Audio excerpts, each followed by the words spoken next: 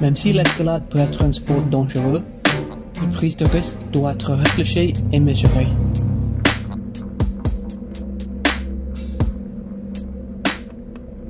La pratique en salle ne devrait pas être dangereuse, pour peu que l'on apprenne et qu'on soit attentif à certaines petites choses.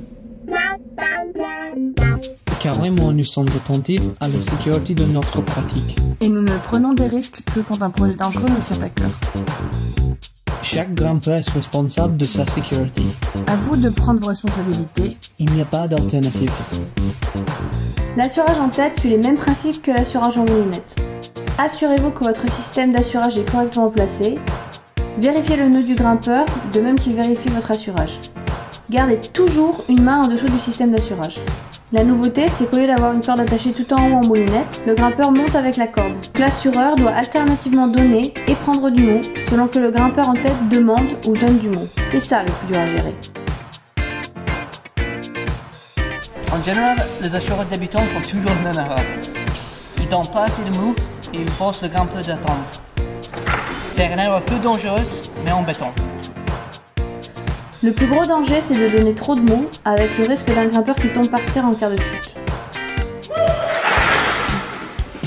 Ouais, ça va, je crois que je commence à m'y faire.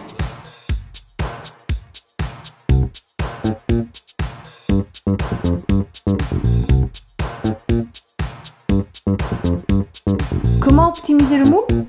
Soyez attentif à votre grimpeur, regardez-le. Vous pourrez facilement savoir quand il s'apprête à prendre du mou pour clipper. Gérez le mou en étant mobile.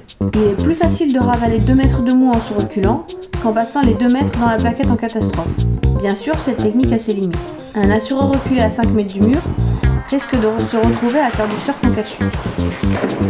Vous voulez garder votre assureur au-dessus du niveau du sol, mais vous voulez aussi lui éviter de se taper brutalement contre le mur en fin de chute. Pour cela, dès la 3e dégaine, assurez dynamique.